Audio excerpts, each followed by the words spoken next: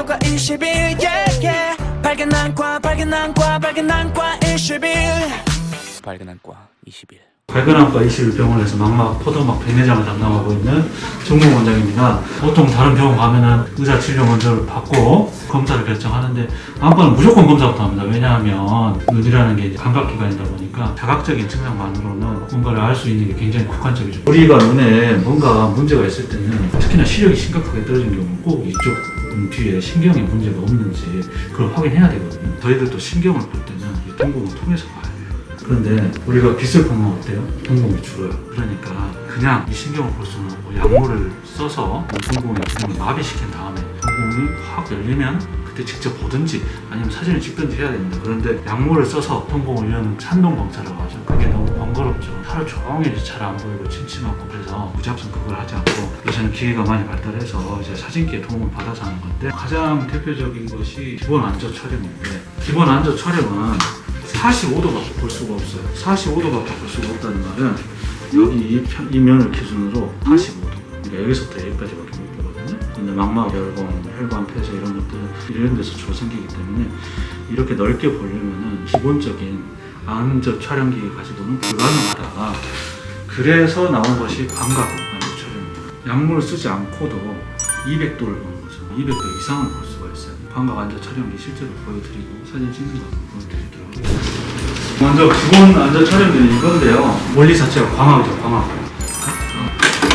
사진을 촬영했는데요. 실제 광학 카메라하고 똑같이 플래시 불빛이 팍 터집니다. 그래서 찍고 나면 순간 조금 눈부셔요. 그래서 이게 기본적인 일반 안저 촬영. 눈 안에 30도에서 45도 정도의 범위에 시진경과 혈관의 모양 그리고 황반의 대략적인 색깔을 볼 수가 있죠. 일반적인 광학 카메라를 이용한 안저 촬영 이미지고요. 이 광각 촬영이고요. 안저를 무산동을 200도까지 촬영할 수 있는 촬영기인데 얘는 원리가 틀려요.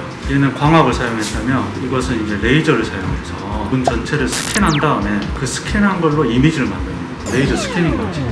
지금 한번 제가 직접 촬영을 해보도록 하겠습니다. 파란색 불빛이 중앙에 보이실 건데요. 불빛이 반짝하니까 놀라지 마시고요. 그대로 촬영하실게요. 전반적 200도 보면 사진이 찍히게 되거든요. 근데 이것을 실제 200도보다 더 볼 수가 있어요.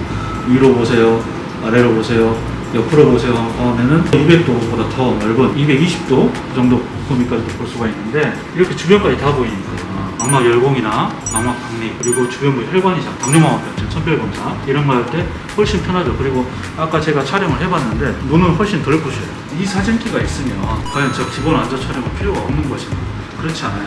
해상도가 차이가 좀 있습니다. 광학 이미지가 훨씬 좋거든요. 중심부에 있는 혈관의 모양이나 신경 테두리 그리고 황반의 색깔 이거를 더 디테일하게 보기 위해서는 아직도 기본 안저 촬영기가 어느 정도 역할을 하고 있습니다. 모든 발명에는 이제 계기가 있게 되는데 포스터라는 회사를 만드신 분이 더글라스 앤더슨이십니다. 좀 슬프게도 이분 아드님이 5살 때 한쪽으로 망막 박리로 실명을 하셨다고 해서 검사를 하는데 갈 때마다 동공을 이렇게 마비시켜서 편하게 1시간 이상 기다리고 정밀 검사를 해야 되니까 아이 불편함을 해소할 수 있는 방법이 없지만 그 필요에 의해서 발명된 장치가 바로 포스 회사의 옵토맥입니다. 대한 공헌을 해주신 더글라스 앤더슨 씨께로 이 자리를 빌어서 무한한 감사를 드립니다. 감사합니다. 지금까지 밝은 안과 21병원 망막, 포도막, 백내장 담당하고 있는 정모 원장이었습니다. 안전하고 믿음직해 밝은 안과 21 yeah, yeah. 밝은 안과 21 밝은 안과 21.